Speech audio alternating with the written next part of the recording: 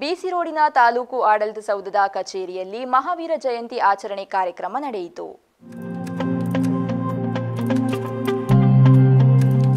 ಕಂದಾಯ ಇಲಾಖೆ ಹಾಗೂ ತಾಲೂಕು ಹಬ್ಬಗಳ ಆಚರಣಾ ಸಮಿತಿ ವತಿಯಿಂದ ತಾಲೂಕು ಆಡಳಿತ ಸೌಧದ ಕಚೇರಿಯಲ್ಲಿ ಕಾರ್ಯಕ್ರಮ ನಡೆಯಿತು.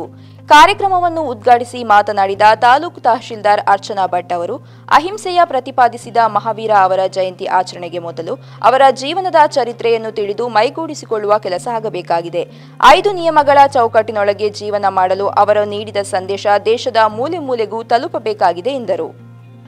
ಇನ್ನು ಮಹಾವೀರ ಜಯಂತಿ ಬಗ್ಗೆ ವಕೀಲರಾದ ಶಿವಪ್ರಕಾಶ್ ಅವರು ಮಾತನಾಡಿದರು.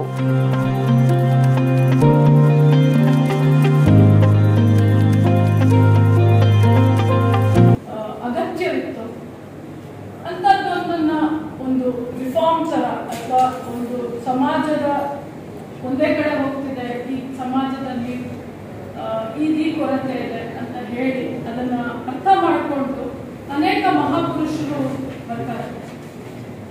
ಅಂತ ಮಹಾಪುರುಷರಲ್ಲಿ 24ನೇ ತೀರ್ಥಂಕರರಾಗಿ 23ನೇವರು ಜೈನ ಧರ್ಮವನ್ನು ಸ್ಥಾಪಿಸ್ತಾರೆ. ಜೈನೇಂದ್ರ ಅವರು ಸ್ಥಾಪಿಸ್ತಾರೆ. 24ನೇ ತೀರ್ಥಂಕರರಾಗಿ ಮಹಾವೀರ ಜಯಂತಿ ಜಾಸ್ತಿ ಜೈನ ಧರ್ಮವನ್ನ ಪ್ರಚಾರ ಮಾಡೋದಕ್ಕೆ ಮತ್ತೆ ಅವರು ಇದರದ ಐಕಾನ್ ಆಗಿ ಜಾಸ್ತಿ. ಆಕ್ಚುಲಿ ನಮಗೆ ಗೊತ್ತಿಲ್ಲ, ನಾವು ಹೊರಗಡೆಯಿಂದ ನೋಡಿದ್ರೆ ನಾವು ಟಿಪ್ ಆಫ್ ದ ಐಸ್ಬರ್ಗ್ ಒಂದು ಸ್ವಲ್ಪ ಮಾತ್ರ ಗೊತ್ತಿದೆ ನಮಗೆ ಜೈನ ಧರ್ಮದ ಬಗ್ಗೆ. ಅವರ ಪೂರ್ತಿ ಸಂಸ್ಕೃತಿಯನ್ನು ನಾವು ಅಥವಾ ಅವರ ಪೂರ್ತಿ ಎಲ್ಲ ಧರ್ಮಗ್ರಂಥಗಳನ್ನು ಓದಿದ್ರೆ ಅದು ತುಂಬಾ ಆಳಕ್ಕೆ ಹೋಗುತ್ತೆ. ಬಟ್ ನಮಗೆ ಗೊತ್ತಿರೋ ಹಾಗೆ ಮಹಾವೀರ ಮುನಿಗಳು ಈ ಧರ್ಮವನ್ನು ಸ್ಥಾಪಿಸ್ತಾರೆ. ಹೆಸರಲ್ಲೇ ಮಹಾವೀರ.